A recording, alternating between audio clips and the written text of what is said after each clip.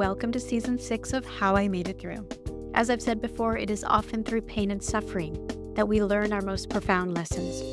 It is through courageously exploring the inner landscape of our lives and seeking healing that we transform. Joining me this season is my newest co-host, Bernadette Thompson. Bernadette and I invite you to join us, now twice a week, as we continue to explore the extraordinary stories of those who've had near-death and spiritually transformative experiences, or are simply wise and old souls sent here to help the collective awaken and heal. Our show reminds us that death of the body does not mean death of the soul, and that indeed we do transition into the wonder of the afterlife and come back again and again and again. Our hope is that each episode will serve as inspiration for your own spiritual discovery. We thank you for joining us in this powerful learning and ask that you subscribe, comment, like, and share. Together, we can spread the growing awareness that we are all infinite souls sent to Earth School at this very unique and miraculous time in human evolution. Welcome back, Micah Stover. It is so wonderful to have you for part 2. We already had you for part 1, which was your story, which was remarkable. So folks, if you have not listened to part 1, we highly encourage that you do so prior to listening to this one, because the part 1 and part 2 is part of a package and quite an amazing one. So today we have back Micah Stover. And she is a prominent voice in the emerging field of psychedelic therapy and brings over 8 years of experience and training from clinical and indigenous perspectives to her work. She is a certified psychedelic somatic therapist and an avid contributor to the critical conversation around safety and harm reduction. She is a contributing writer and on the board for Women in Psychedelics, one of the most rapidly growing platforms for women seeking healing and community with psychedelic medicines. In addition to her therapeutic training, Micah brings over 15 years of coaching and teaching experience to her practice. Her work focuses on supporting clients and leveraging psychedelics to catalyze healing and transformation. You can find Micah's work featured on revered podcasts like 10 Laws with East Forest and Back from the Abyss, as well as key media outlets like Double Blind. She hosts monthly retreats in Mexico and travels all over the U.S. to present and facilitate retreats. So wonderful to have you back. Welcome, welcome.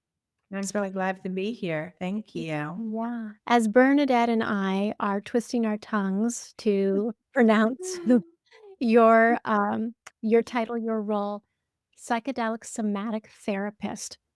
That is, and what do you do? Yeah, it's such a good question and it's a mouthful. So, interestingly, I would say that we talked in part 1 about so much of my arriving at this work was informed by a breakdown, which also was a breakthrough in which I connected with my ancestors, many of whom were midwives. And so really, if you ask Micah, what do you think your job is? I would tell you that I think of myself as a trauma midwife. All the titles and trainings aside, that's how I see my role when I go into the space. So I think I also referenced Ina May Gaskin in our last conversation. And one of the things that I remember from when I was ravenously consuming her work is this idea that a good midwife is sort of everywhere and nowhere in the room.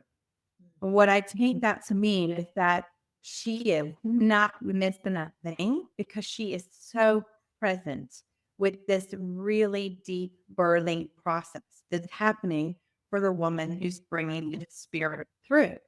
But she is also so clear that what is happening, the divine process that's happening with this individual in labor is not about her.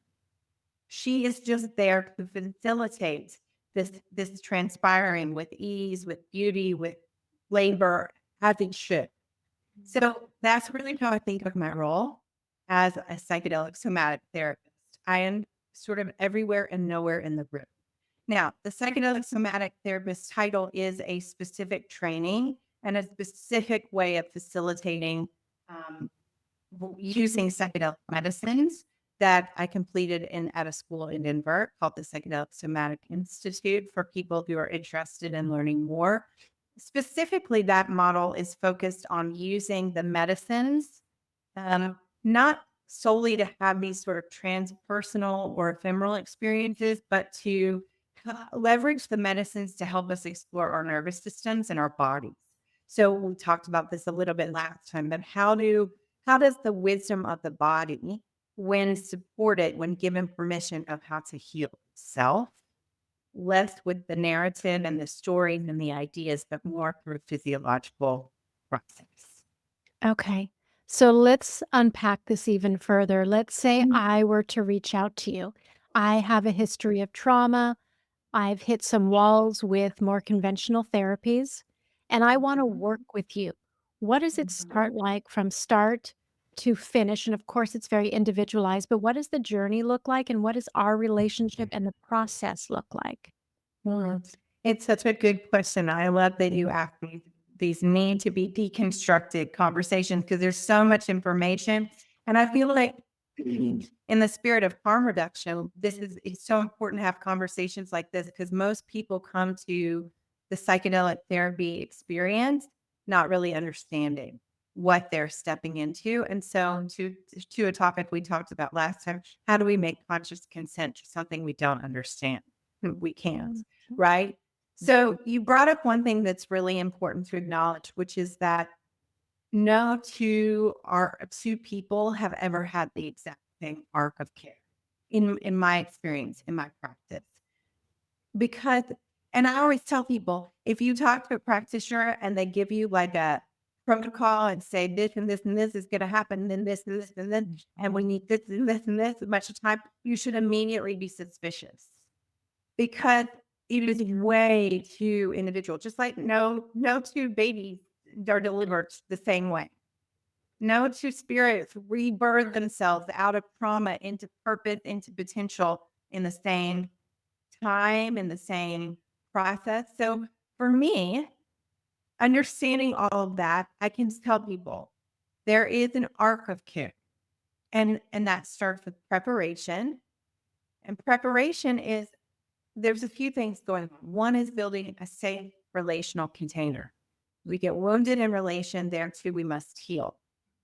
So just because I've got all these credentials and whatever does not mean that a person's inner child is going to say yes to me. This is like a certain sort of chemistry, like any relationship. So I always tell people, if you really feel called to this work and you think you want to work with me, we should start with preparation first. And in that time, I'm going to be unpacking your story. We're going to be building the relational container. And I'm also going to, this is not a passive sort of therapeutic process. This is like an active engagement.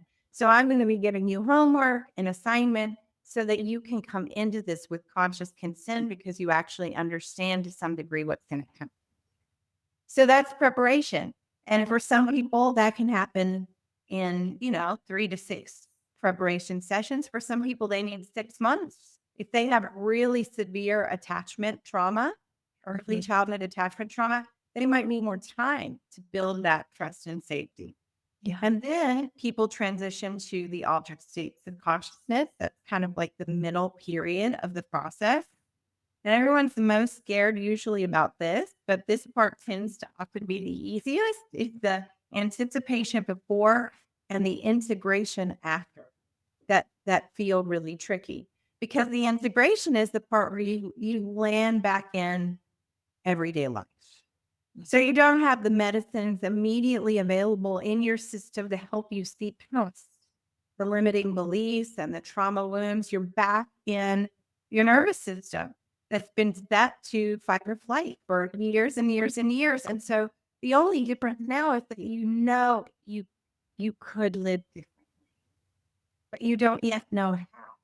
And you have not introduced the medicines at this point, or you have, and is this all in person and their home? What does this look like? So the altered state of consciousness, that middle period is where we're introducing medicines. So depending on what medicine we decide to work with, and that's part of what we figure out in preparation, is which medicine is best for you and why. Because of opinion of which is better for what person and what. So, and it's not just about me telling a person what they should do. It's about me sharing what I know, learning what's going on for them, and then making an informed recommendation based on their unique circumstances. So then when people go into the medicine experience, which is that sacred space in the middle, and I think of preparation and integration as the pillars that hold up that sacred thing in the center. Um, so, if we're using ketamine, those are typically like medicine sessions. If people are working with something like psilocybin, I think of it as a ceremony. This is very much informed by an indigenous view of working with the plant spirit. And then integration is what comes after.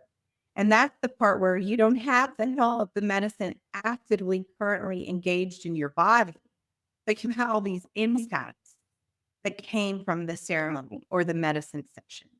And you're working to figure out, okay, now that I have these new, better ideas, how do I make this be my new life? Okay, can I once again, I know I'm slowing you down a lot and Yeah, let's see that's if we can. fine. That's fine. So, how long are the sessions and where do they take place once you introduce the medicine?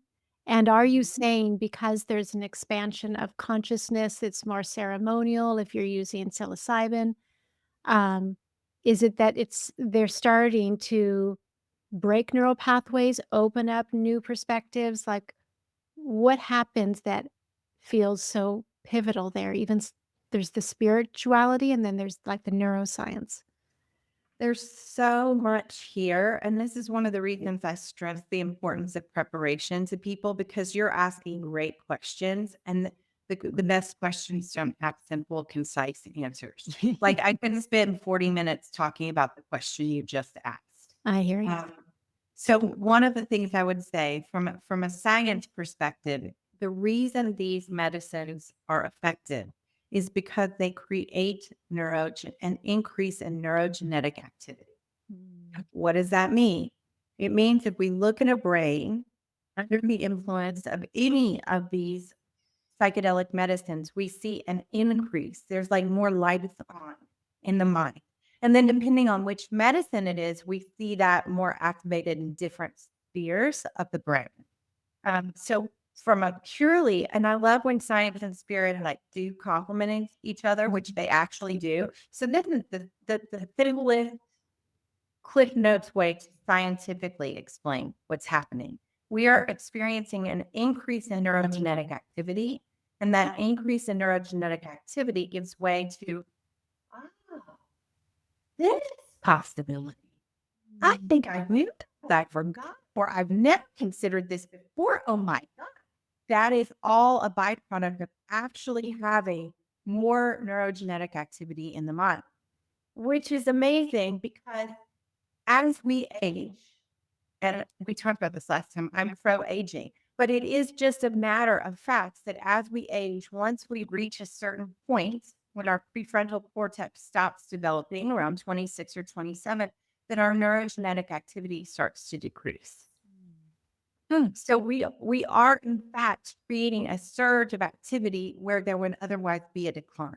Yeah, just to clarify it in my own brain. So during the medicine time, during the time that your client has the medicine, that activity is very much just isolated to that time when they are having that medicine. And when they come off the medicine, it is the insights that they learn, but they're not getting the medicine has not changed their brain necessarily. Or am I missing, or am I No, you're on the right track. But remember also what we talked about last time about epigenetics and the research of Rachel Yehuda.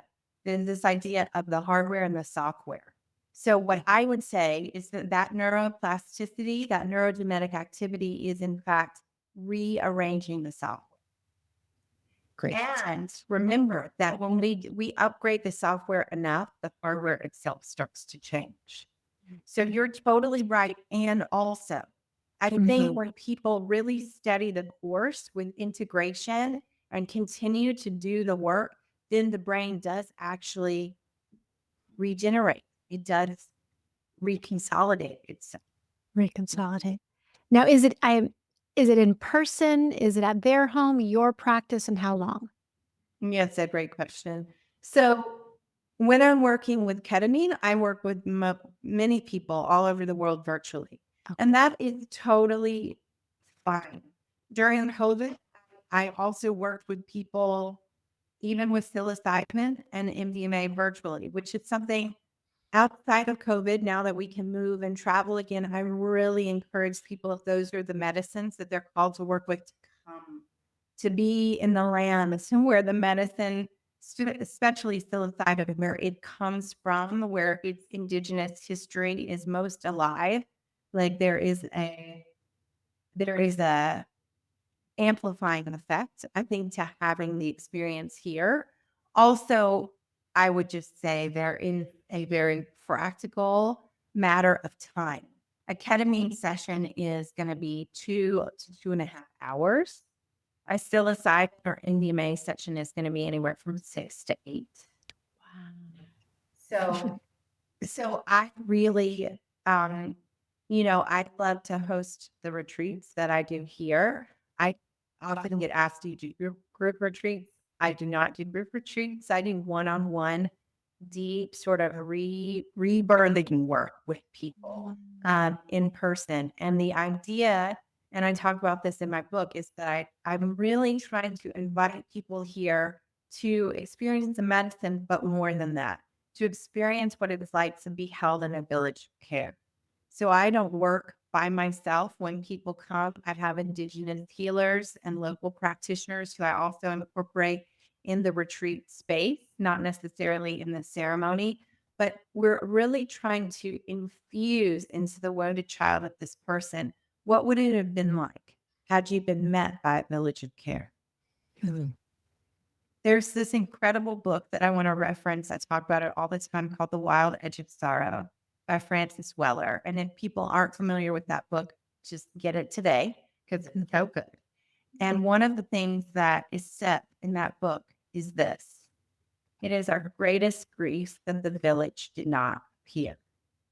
Not only were we yearning for a mother and a father, we needed so many more hands and hearts to hold us and greet us and receive us. Mhm. And so this is part of what I feel like in our modern, very busy, hyper individuated Western world, we've lost the village. But my experience here is that the village is more alive and ready to work on repair. And so to be able to receive people here and offer that to them is like giving a blueprint that they can take home with them. Does That's that amazing. make sense? Wow. Wow. It incredible. And the idea, it reminds me of the work that I do because I do work with ancestors. Um, Mhm. but how important the village idea is. That Huge. yeah, and It's it's huge. so I have another medical kind of thing question. Mhm. I always think about, and I've always been told, oh, cortisol, the Mm. anxiety thing happens and your cortisol level goes straight up um, and then it takes forever for the body to release all of that. Is there Mhm. anything that this process does to affect that, or is it just separate and eventually you're not having those cortisol kind of reactions? Word. Yeah. That's a great question. And it's another one of those where I think my answer is kind of both and. I Okay. don't think that people are going to have one ceremony or one ketamine session and their whole hormonal panel is going to be reset. But Mhm. I think it may be the beginning of that being able to finally and lastingly change, right? Many people, when they have their first medicine experience, I experienced this too.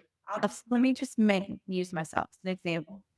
The first physical sensation that I had in the first ceremony that I sat in my whole postpartum psychotic break, the feeling that I had when the medicine came on was like, I'm swaddled.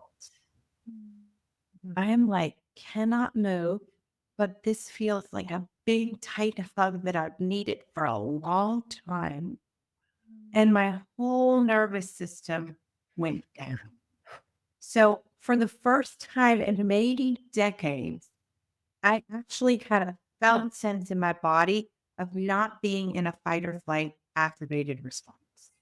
And here's the thing about that. It is very hard to replicate something we have no felt sense in our body, Yes. right? So if we've been in an activated state since we were like this big, we don't remember what it feels like to be at rest and digest. So I think that this is like, to answer your question, this is the beginning of resetting our cortisol, our adrenaline, all of our hormonal panel. This is why I think my second pregnancy was like a breeze, because I was so much more out of fight or flight than I was before. God, that speaks to me so powerfully. It's the idea that when you are learning to emotionally regulate, it's important to find places of safety, have safety cues. But if you don't have a place that you can resource and access, you are hobbling along without a necessary appendage. Yeah. Yeah. And this is related to this. I would say that, all of us in this conversation, and probably your listeners have heard at some point in their healing journey that the answer is self-love, which is true. But also, if you have not felt that, if you weren't filled up with that as a child, it's like this proverbial thing that you're trying to love myself, but I just can't. Mhm. Yeah. So often this is the other thing that comes through in these experiences. It's like an actual felt sense of empathy for oneself. Mm. Like, wow, I'm not intellectually understanding that I should be compassionate and give myself grace. I'm feeling grace. Yeah. Micah, the work that you do is so important, so important. I mean, this should be on a billboard or, um, it's incredible because there are so many people who feel this way, who never had that swaddling and or had it, off and on, or that it's what a way to explain it. It just makes so much sense. Mhm. I mean, I do think that, you know, it's certainly true for me. And now I've witnessed it be true for so many people, that this sort of very intentional work with psychedelic medicines as catalysts, Okay. not as cures, Mhm. that we can wildly change our lives.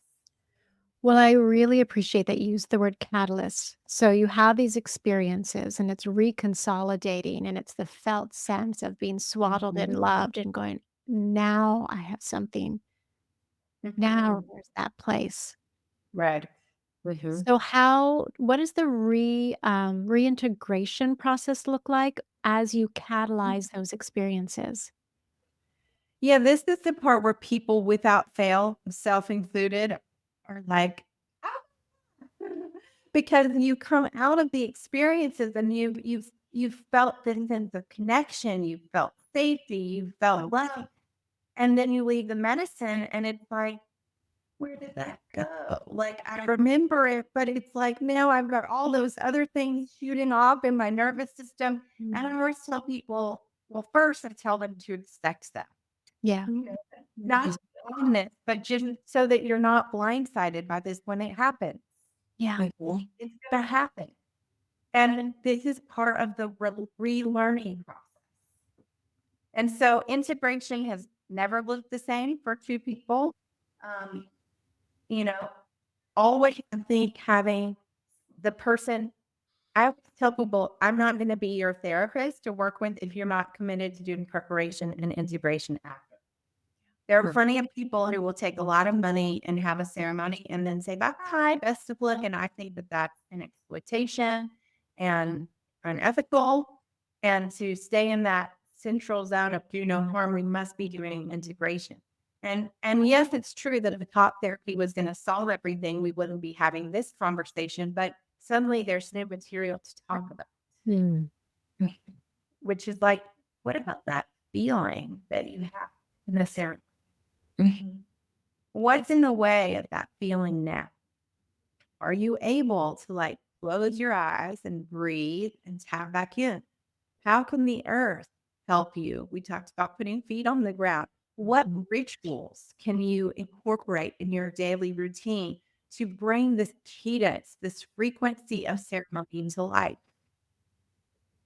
Hmm. You know what this reminds me of so much because we've had so many guests and I've heard so many stories of near death experiences Oh, where yes. they touch the veil, they experience that blissful, exquisite, overwhelming love. Like, I didn't know love. I thought I did. Mhm. And now I know it.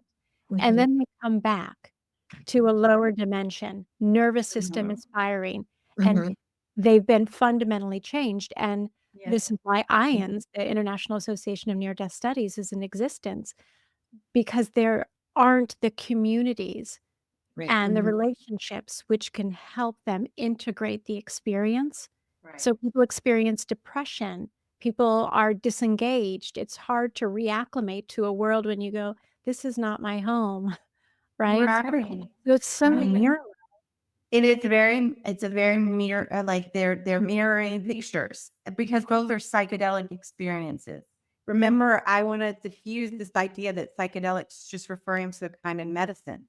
It's a way to qualify a certain kind of experience. Mm, What do I mean by that? An experience that alters our sense of self, our orientation to spirit and reality, to the Mhm. physical, the metaphysical. So, a near death experience is certainly that.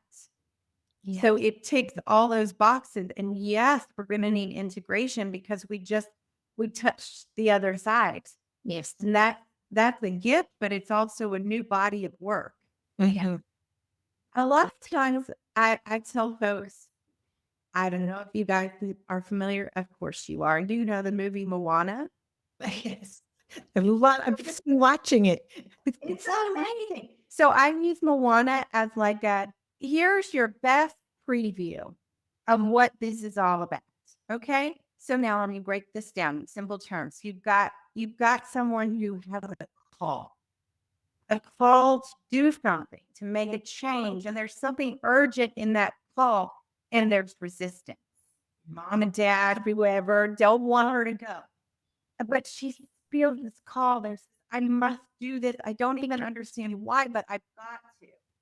And even though all these people are saying, no, no, no, there's like a benevolent ancestor somewhere that's saying, oh, yes, you can. And so they muster the courage to do it, but doesn't mean it's easy. Think about all of the trials that Moana has when she's on her quest. And does she want to give up? And does she get mad at the earth, at the ocean? Yes, because it feels like I'm doing all this work. It's not better yet. That's so human. Mhm. And this is very much like what a psychedelic voyage is like. It's to receive a call and to have people, even if they're just the people in the own course of your mind saying that's crazy, but to do it anyway, to feel called by some purpose beyond you, to face Mhm. the challenges that come, that want to give up and yet still show up. Mhm. That's amazing to put it in that way. It even reminds me of the journey that I'm on. This awakening that I had when my husband was very sick and was passing away from alcoholism, and that's when my awakening happened. And I've been on this journey since. Even when I'm trying to say I should do something different. It's that constant pulling and this is to keep following this. So Mhm. it's amazing. It's amazing how many things are connected in that way in this world, you know. Mhm, Mhm. mhm. Yeah, I feel like all of us in the collective world of healing arts are really having the same core conversation. Yes. It's just about connecting dots, Mhm, right? And mhm, understanding what are the tools that help us, And mhm, I feel so strongly that the medicines, I feel like we've almost mythified the medicines are going to fix people. mm, And I want to be such a loud voice in saying that is not true.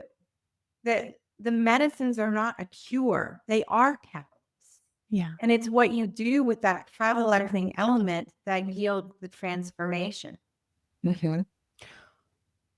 I keep saying how much I love the word catalyze and that you are, your cry and your Mhm.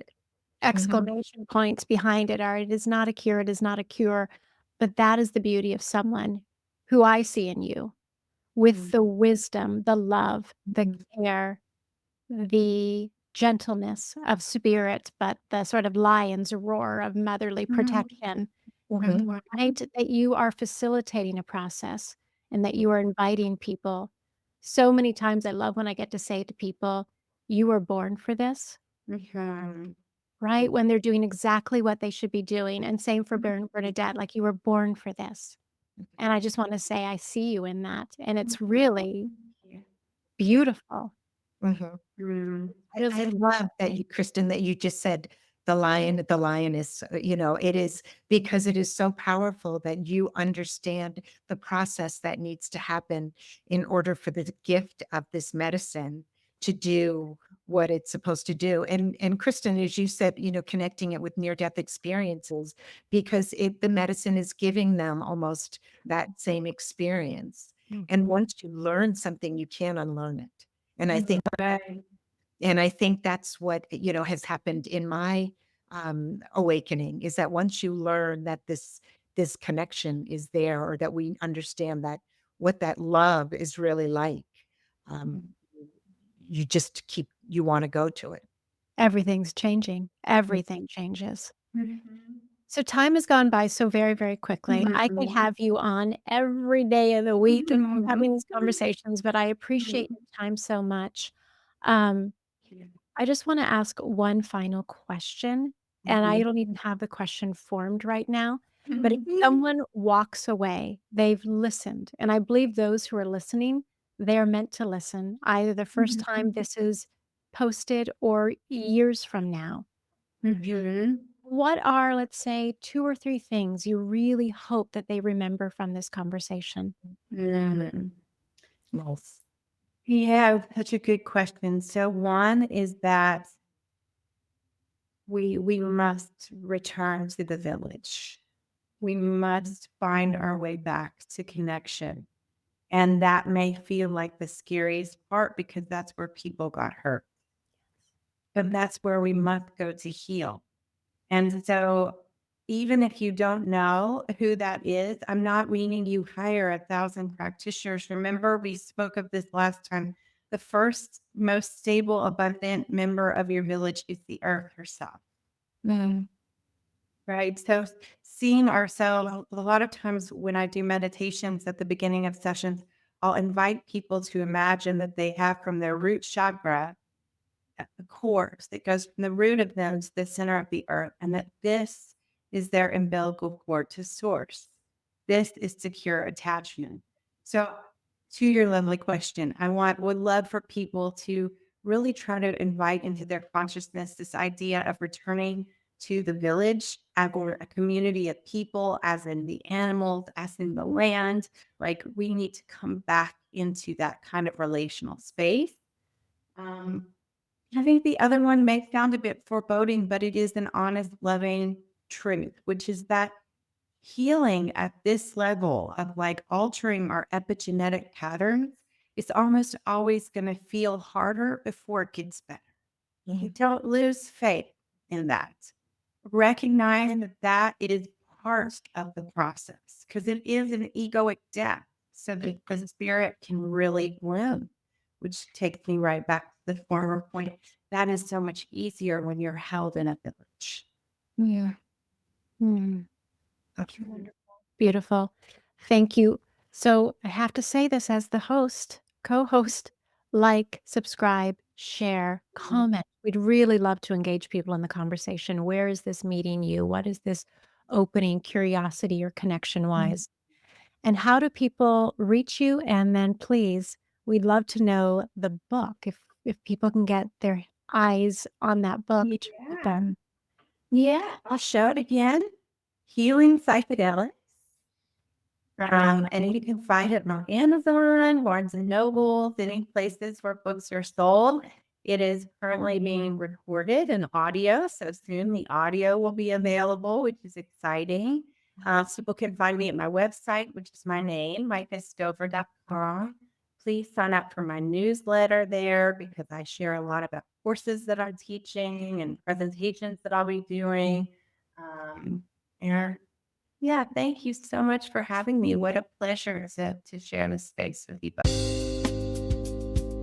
How I Made It Through is produced and distributed by EIQ Media, LLC.